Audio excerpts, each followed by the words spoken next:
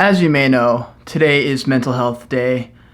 This is a topic true and dear to my heart because of how much I've struggled with social anxiety and just anxiety in general my entire life. And I wanted to talk to you guys a little bit about the things I've done to kind of combat that and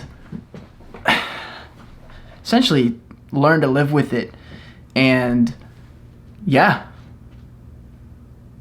No intro today. I feel like that would have taken away from like the vibe of this video. I don't know. So I struggle with mental illness in the form of anxiety and social anxiety mainly my whole life. I literally can't remember a time where I didn't just doubt myself all the time. I feel like imposter syndrome is like the best way to describe pretty much my whole life. My main issue was I felt like everyone had their shit together and everyone was like fully confident in themselves all the time and very sure of themselves, and I never felt that way about myself. Anything I did, I kind of second guessed myself, didn't think I was good enough, didn't feel like I belonged, and that's something I just carried around with me since literally like first grade. I can always remember I felt like everyone was more popular than me, everyone knew more than me, and that's just how I just kind of did life. So it sucked, and I would have like full-on anxiety attacks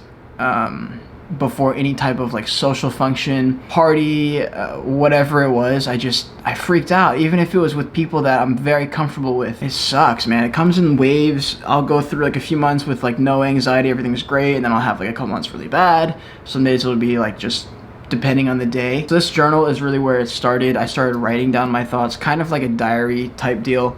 I would just, whenever I felt like I needed to speak on something or like let it out, I would just write it in here.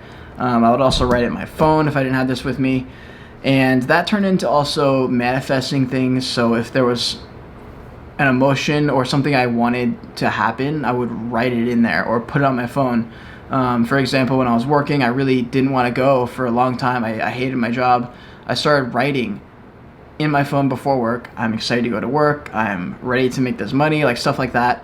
And over the course of a couple of weeks, I had like a full-on shift in the way I perceived work, and I don't have to write it as much anymore because I don't mind going, but every now and then I'll have those days where I just don't want to be there, don't want to work, and I'll write that down. And I don't know why it helps, but it helps, and that's something that I've noticed for myself. It's like, you know, when you're in the shower and you're going through scenarios that has never happened in real life, or an argument you had earlier that you wish you had said this or that, and you have that full-on argument again in the shower. It's like that, but just a conversation with myself about whatever. I know Hannah's story is very different than mine. I'm pretty sure she attacked it in a completely different way as well. So I want to hear it from her point of view. So hold on.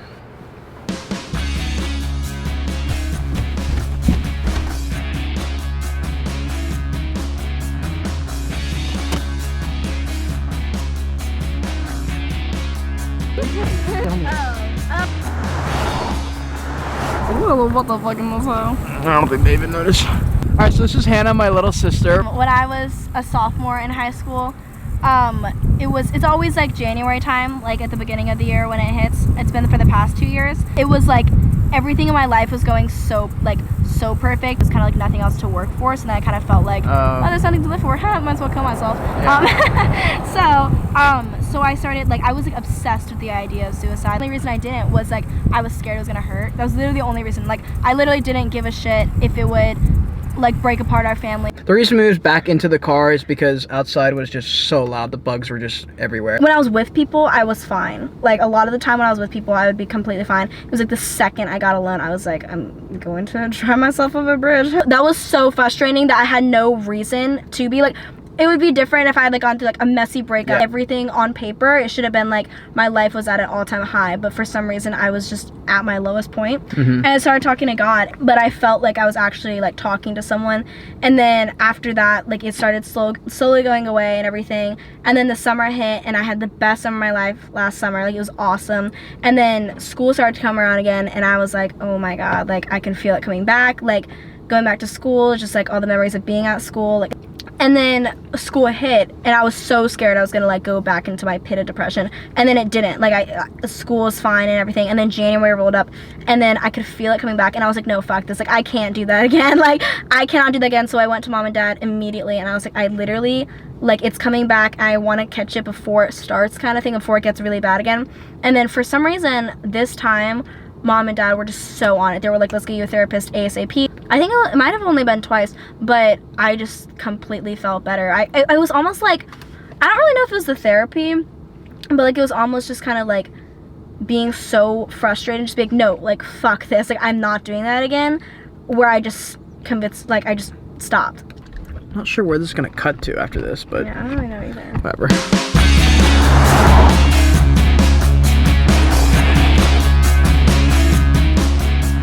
Highlight. You like the highlight? Mocha said, "Kitchen's here. Kitchen's here."